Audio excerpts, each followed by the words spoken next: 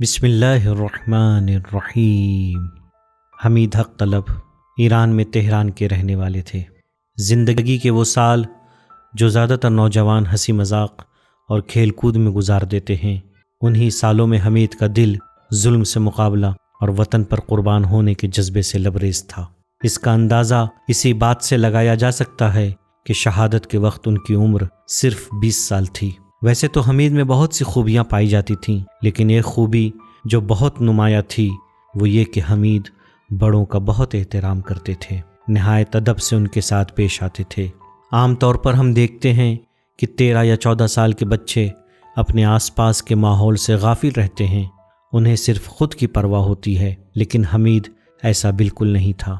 ان کی بہن ایک انٹرویو میں بیان کرتی ہیں کہ حمید کی عمر 13 یا 14 سال ہوگی جب عید آتی اور ہم اس کے لیے نیا کپڑا خریدتے تو کبھی اسے پہنا ہوا نہیں دیکھتے۔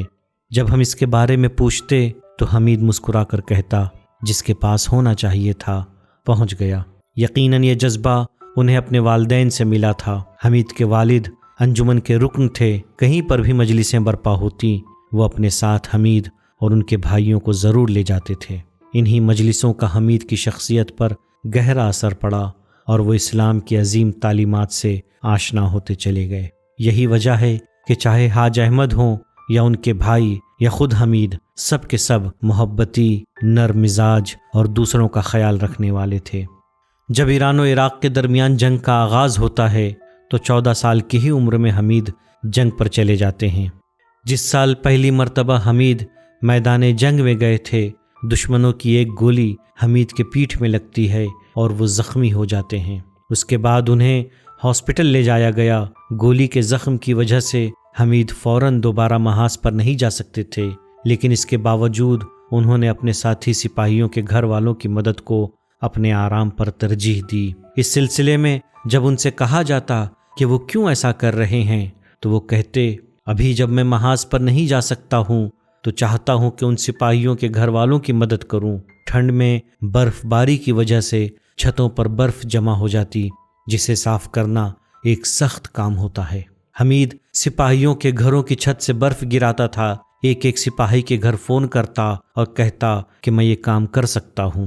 اگر والدین کبھی ہمدردی یا فخر سے لوگوں کے درمیان کہہ دیتے کہ حمید جنگ میں زخمی ہوا ہے تو وہاں سے ناراض ہو کر چلا جاتا اور بعد میں آ کر شکایت کرتا۔ اس بات کو لے کر بہت حساس تھا کہ کوئی کہے کہ جنگ میں زخمی ہوا ہے۔ شہادت ہر سپاہی کے عشق کی معراج ہوتی ہے اور حمید بھی وادی عشق کا سالک تھا، تو بھلا وہ کیوں شہادت کی تمنا نہ کرتا؟ اس سلسلے میں ان کی بہن کہتی ہیں، حمید جب نماز شب پڑھتا تو اس کا قنوت بہت طولانی ہوتا تھا، ہمیشہ اس میں شہادت کی دعا کرتا تھا۔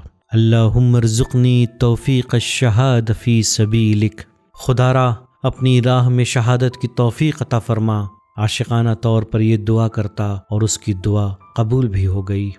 سن 1976 میں آخری بار ملک کے مغربی علاقے میں حمید کی پوسٹنگ ہوتی ہے اور وہاں پر ایک بلاسٹ میں آپ شہید ہو جاتے ہیں۔ شہادت کے بعد نہ بدن سر پر تھا، نہ ہاتھ، کمر سے اوپر کا حصہ تقریباً ٹکڑے ٹکڑے ہو چکا تھا۔